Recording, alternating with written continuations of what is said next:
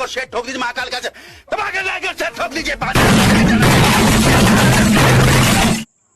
Dear student, आज हम लोग हिंदी का सेट 2 सॉल्व करने वाले हैं।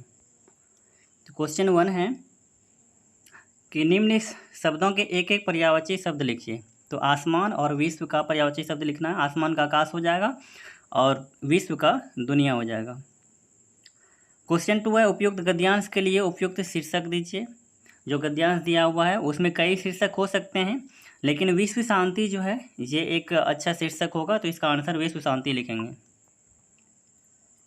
क्वेश्चन नंबर 3 है हम सभी किसके साधक हैं। आंसर हम सभी विश्व शांति के साधक हैं।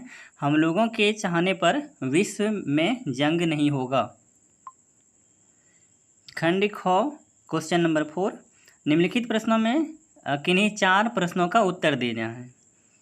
तो इसमें से 6 क्वेश्चन दिया गया है, जिसमें हम लोग 6 क्वेश्चन में से 6 का ही जवाब देंगे, लेकिन एग्जाम में 4 क्वेश्चन का जवाब देना है। क्वेश्चन क है मेघ आए शीर्षक में प्रकृति के जिन गतिशील क्रियाओं का वर्णन कवि ने किया है उसका उल्लेख करें।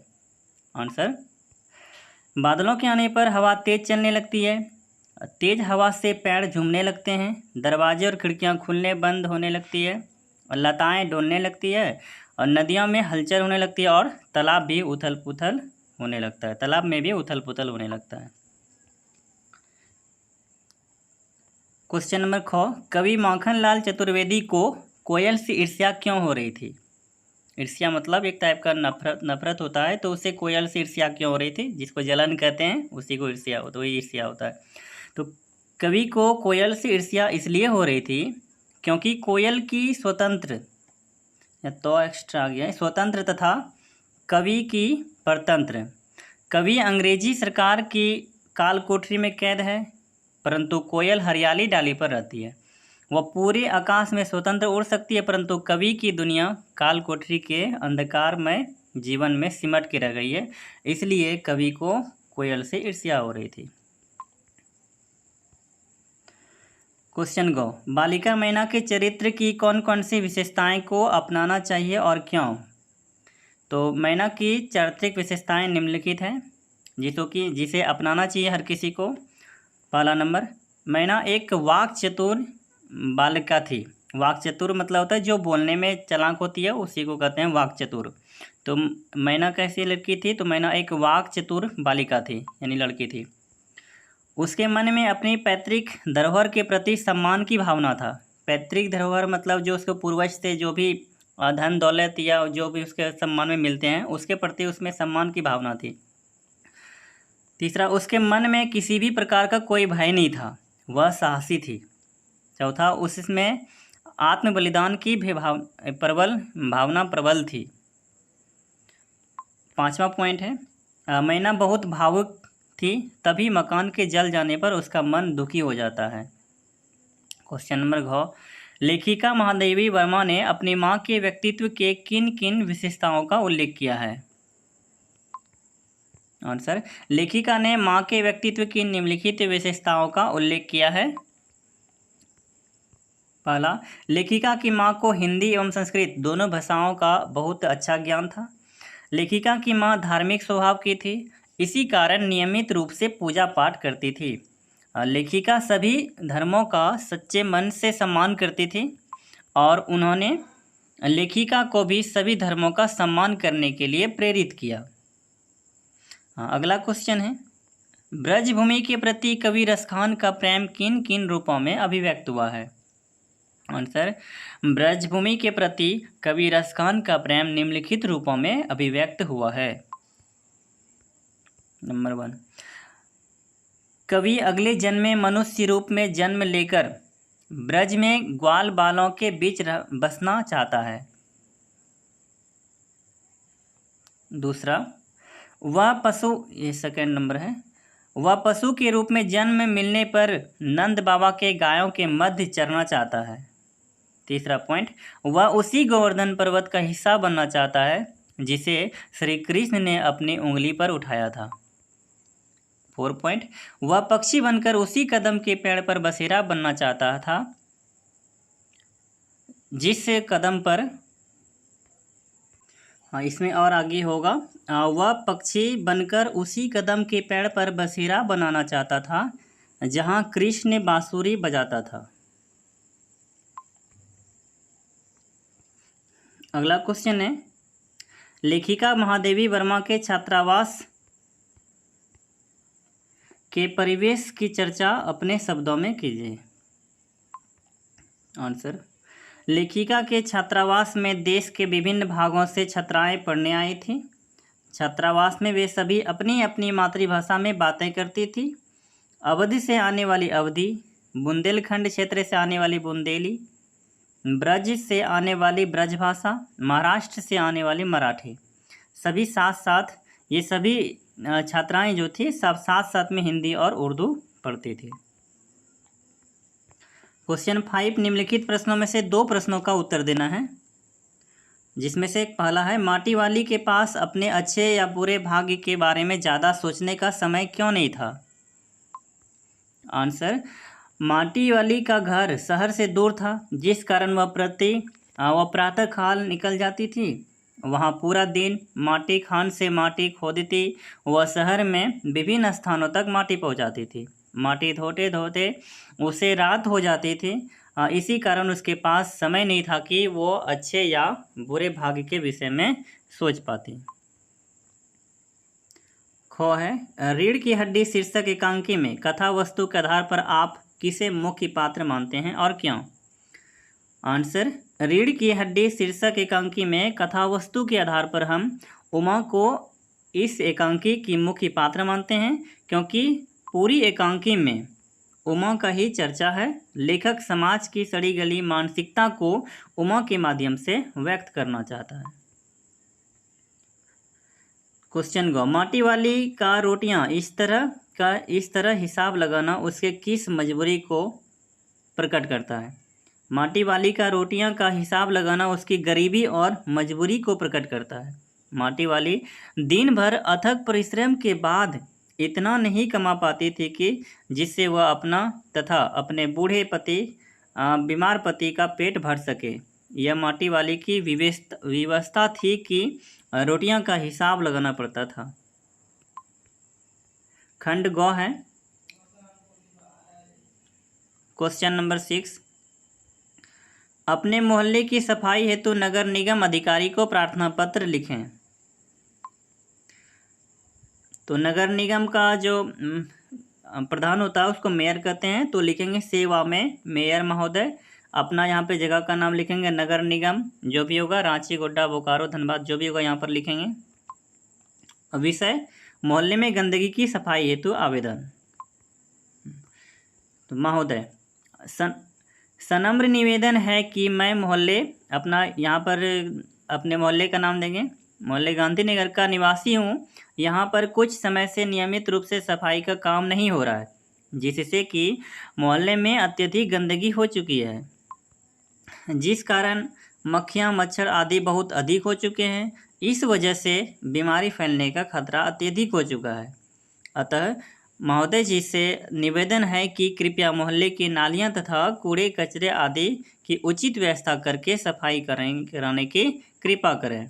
यहाँ होगा आपका विश्वासी या आपका प्रार्थी, यानी जो प्रार्थना कर रहे हैं इसलिए उसको प्रार्थी कहेंगे, आपका या आपके प्रार्थी। यहाँ पर अपना नाम लिखेंगे, यहाँ पे जगह लिखेंगे। फिर अथवा में है, वार्षिक परीक्षा में प्रथम आने पर अपने छोटे भाई को बधाई देते हुए एक पत्र लिखिए। तो यहाँ पर स्थान लिखेंगे, जो भी स्थान होगा, दिनांक लिखेंगे। उसके बाद प्रिय अनुज, अनुज ये नाम नहीं है बल्कि छोटे भाई को लिख रहे हैं, छोटे भाई को अनुज कहते हैं। तो प्रिय अनुज शुभाशीष, मुझे तुम्हारा पत्र मिला, पढ़कर समाचार ज्ञात हुआ। यह जानकर खुशी हुई कि तुम परीक्षा में प्रथम स्थान प्राप्त किए हो। यह सब तुम्हारे परिश्रम का फल है, इसके लिए तुम्हें बहुत बहुत बधाइयाँ। साथ ही मुझे तुमसे यह उम्मीद है कि तुम इसी तरह आगे भी सफलता प्राप्त करते रहोगे। तुमने पूरे परिवार का सम्मान बढ़ाया है। मम्मी पापा एवं दादा दादी की ओर से आशीर्वाद। तुम्हारी अग्रजा या फिर तुम्हारा अग्रज, अगर आप लड़की हैं तो तुम्हारी अग्रजा लिखेंगे, या फिर लड़का है तो तुम्हारा अग्रज लिखेंगे। यहाँ पर होगा। और फिर यहाँ पे अगर लड़की हैं तो अपना नाम लिखेंगे, लड़का है तो लड़का अपना नाम लिखेंगे। क्वेश्चन नंबर 7 है, दिए गए संकेत बिंदु के आधार पर निम्नलिखित में से किसी एक विषय पर निबंध लिखें। पहला बिरसा मुंडा है। संकेत बिंदु परिचय, बाल्यावस्था एवं शिक्षा, अंग्रेजों से संघर्ष और उपसंहार। तो सबसे पहले परिचय देखते हैं। बिरसा मुंडा मुंडा समुदाय के महान एवं वीर क्रांतिकारी थे। इनका जन्म रांची जिले के अड़की प्रखंड के उलीहातू गांव में 15 नवंबर 1875 ईस्वी में हुआ था। तो ये इसका परिचय हुआ। इसका बाल्यावस्था एवं शिक्षा, इनकी प्रारंभिक शिक्षा चाईबासा मध्य विद्यालय में हुई। ये उच्च शिक्षा नहीं प्राप्त कर सके। बचपन से ही बिरसा क्रांतिकारी विचारों से के बालक थे। वे सदा न्याय के पक्ष लेकर खड़े होते थे। न्याय का साथ देना इसका स्वभाव था। वे बहुत बहादुर और साहसी थे। बचपन में वे खूब बांसुरी बजाते थे। उसका कार्यस्थल, बड़े होने पर खेती बाड़ी करते और पशुओं को चराते थे। उस समय भी वे अपने साथियों को अच्छी सीख देते थे। वे झूठ बोलने, चोरी करने और शराब पीने को पाप समझते थे। वे सबों को इसी का उपदेश देते थे। तो ये उसका कार्य था। अंग्रेजों का संघर्ष क्या था? जंगल की ठेकेदारी को लेकर अंग्रेज में बिरसा भगवान का झगड़ा हो गया। आदिवासी के हितों की रक्षा के लिए उन्होंने आदिवासियों को संगठित किया। अंग्रेजों और आदिवासियों के बीच भयानक लड़ाई हुई। इस लड़ाई में आदिवासियों की हार हुई। भगवान बिरसा को अंग्रेज ने पकड़कर जेल में डाल दिए। जेल से निकलते ही बिरसा भगवान ने फिर विद्रोह किया। बिरसा भगवान फिर पकड़े गए और जेल में बिरसा भगवान का स्वास्थ्य खराब हो गया और अस्वस्थ अवस्था में ही जेल में उसकी मृत्यु 9 जून 1900 ईस्वी को हो गई। अब उपसंहार है।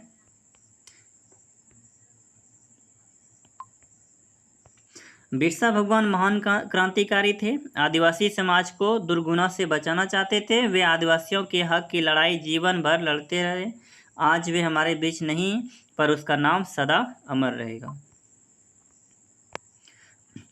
अगला निबंध है, खेल कूद का महत्व। संकेत बिंदु, खेलों का महत्व, खेल और चरित्र, खेल की भावना का विकास और उपसंहार। तो खेलों का महत्व क्या है? खेल एक अच्छा व्यायाम है। खेलों का जीवन में बहुत महत्व है। स्वस्थ मस्तिष्क और स्वस्थ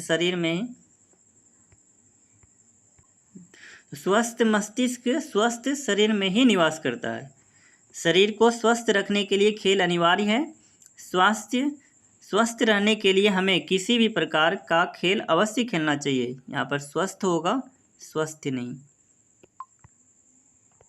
खेल और चरित्र, खेल कूद में भाग लेने के लिए हमारे जीवन में आत्मविश्वास बढ़ता है और हमारा शरीर स्वस्थ और तंदुरुस्त रहता है। खेल से हमारे शरीर को स्फूर्ति और चुस्ती मिलती है। खेल मनोरंजन के साथ साथ दिमाग का विकास में सहायता करते हैं। और भावना का विकास, हमें खेलों को भी समय देना चाहिए। यह हमारी मानसिक और शारीरिक दोनों का विकास करता है। ये यहाँ पर शरीर नहीं होगा, दोनों का विकास करता है। जीवन की सुंदरता का आनंद लेने और इसे पूरी तरह अनुभव करने के लिए हमें शारीरिक गतिविधियों या खेलों में शामिल होना चाहिए।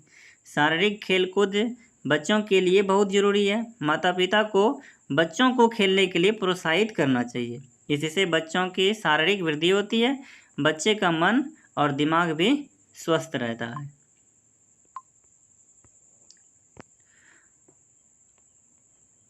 अगला निबंध है, परोपकार का महत्व। संकेत बिंदु, भूमिका, अर्थ, महत्व और उपसंहार। भूमिका, परोपकार शब्द पर और उपकार शब्दों से मिलकर बना है, जिसका अर्थ है दूसरों पर किया जाने वाला उपकार, यानी ऐसा उपकार जिसमें कोई अपना स्वार्थ ना हो, उसे परोपकार कहते हैं। परोपकार को सबसे बड़ा धर्म कहा जाता है। जब किसी व्यक्ति के अंदर करुणा का भाव होता है तो वो परोपकारी भी होता है। अर्थ, किसी व्यक्ति की सेवा या उसे किसी भी प्रकार के मदद पहुंचाने की क्रिया को परोपकार कहते हैं। यह गर्मी के मौसम में राहगीरों को मुफ्त में ठंडा पानी पिलाना भी हो सकता है।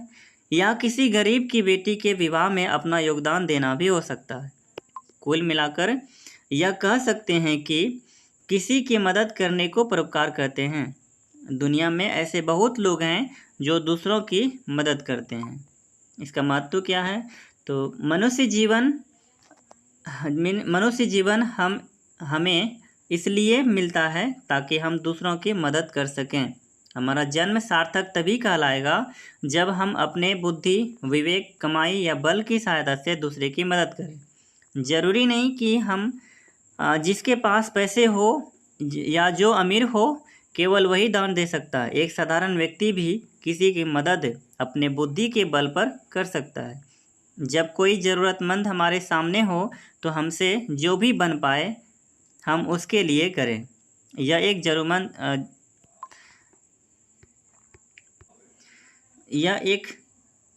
ज़रूरतमंद जानवर भी हो सकता है और मनुष्य भी, क्योंकि ज़रूरतमंद किसी जानवर को भी हमारी ज़रूरत हो सकती है या किसी मनुष्य को भी हमारी ज़रूरत हो सकती है। ज़रूरी नहीं कि हमारे पास पैसे होना जरूरी है, हम उसका मदद कर सकते हैं। उपसंहार: मनुष्य जीवन तभी सार्थक होता है जब हमारे अंदर परोपकार की भावना होती है। हमें बच्चों को शुरू से यह सिखाना चाहिए और जब वे आपको इसका पालन करता देखेंगे वे खुद भी इसका पालन करेंगे। परोपकारी बनें और दूसरों को भी प्रेरित करें।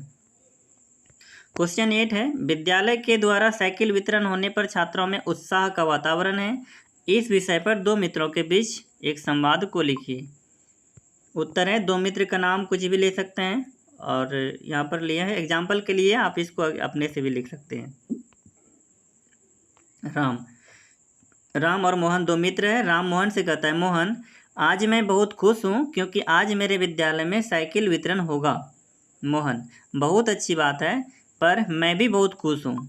राम: तुम्हारा खुशी का क्या कारण है? मोहन: आज पिताजी मेरे लिए साइकिल खरीद रहे हैं। राम: बहुत खुशी की बात है क्योंकि दोनों को एक ही दिन साइकिल मिल रहा है।